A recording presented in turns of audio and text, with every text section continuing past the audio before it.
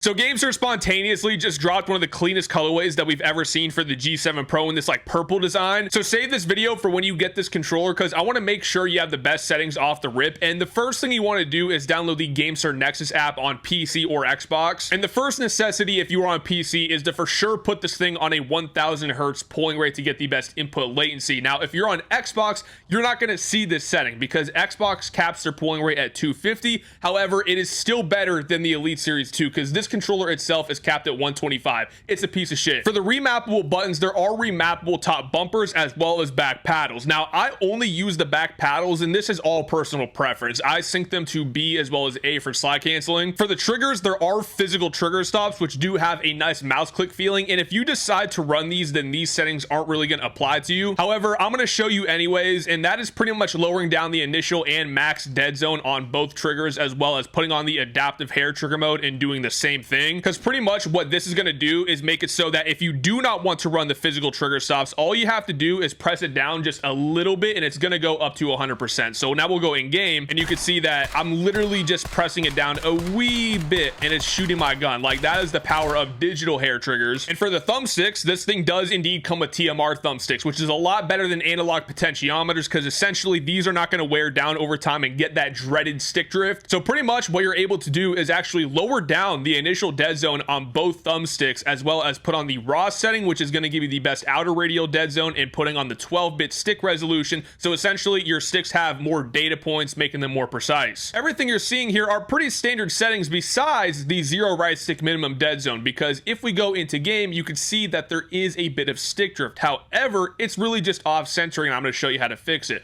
Go into the calibration tab, and matter of fact, you're probably going to want to do this with the triggers as well. So disable the trigger stops and go into the trigger calibration. The reason why you want to do this is because I have had a couple of G7 Pros in the past where it'll randomly start shooting or ADSing, and calibrating that fixes it right away. Same thing with the thumbsticks. If it does have off centering right off the rip, all you have to do is calibrate them once or twice, and now once we go back into the game, you'll be able to see that there's no stick drift whatsoever. I mean, it works like magic. Ultimately though, my settings are really just for people that want to make the G7 Pro the fastest and most responsive you possibly can, because with that, the TMR thumbsticks are going to feel so smooth, especially with the button latency too. Obviously, the face buttons are all digital tap mouse click buttons, so you're going to get really good latency with that as well. GameSir definitely came correct though with these new colorways. That's pretty much what we've been asking for this whole time, just having cool colorways on the base G7 Pro, especially if you don't really care about playing wirelessly on Xbox and stuff like that.